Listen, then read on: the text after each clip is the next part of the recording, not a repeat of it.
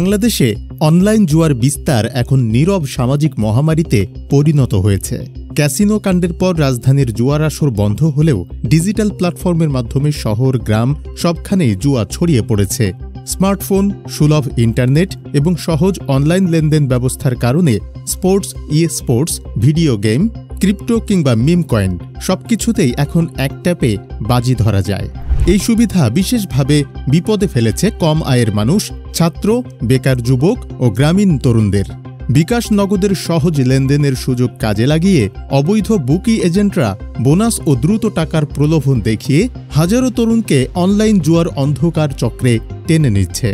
ফলে পরিবারের সঞ্চয়, মানসিক স্থিরতা ও ভবিষ্যৎ সবকিছু দ্রুত ধ্বংস হচ্ছে। অনলাইন জুয়ার ভয়াবহ উদাহরণ কিশোরগঞ্জের বাজিতপুরের গজারিয়া গ্রাম, যা এখন জুয়ার গ্রাম নামে পরিচিত। মাত্র কয়েকজন এজেন্ট রাতারাতি কোটি টাকার মালিক হলেও শত শত মানুষ সর্বস্ব হারিয়ে নিঃস্ব হয়েছে। অনেকে অটোরিকশা বা ব্যবসার পুঁজি বিক্রি করেছে, ঋণে ডুবে পরিবার ভেঙেছে, কেউ পলাতক, কেউ আত্মহত্যার চিন্তায়। তবু প্রশাসনের কঠোর উদ্যোগ দৃশ্যমান নয়।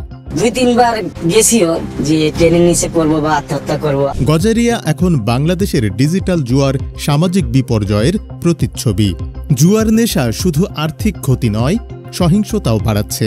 রাজধানীতে একাধিক ঘটনা ঘটেছে যেখানে মহাখালীতে জুয়ার নেশায় এক স্বামী নিজের স্ত্রী সন্তানকে হত্যা করেছে। দক্ষিণখানে ঋণ ও অনলাইন জুয়ার চাপে স্ত্রী ও 2 সন্তানকে খুন করেছে।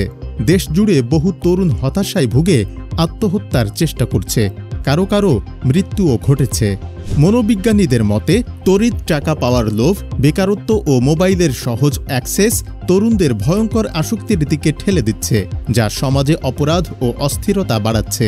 অনলাইন জুয়ার সবচেয়ে বড় শক্তি হল সুসংগঠিত অর্থপাচার চক্র। স্থানীয় এজেন্টরা বিকাশ নগদে টাকা তুলে হুন্ডি বা ক্রিপ্টোকারেন্সির মাধ্যমে বিদেশে পাঠিয়ে দেয়। গোয়েন্দা সংস্থার তথ্য বলছে, শুধু 2023 বিশ্বকাপে জুয়ার মাধ্যমে প্রায় 450 কোটি টাকা পাচার হয়েছে।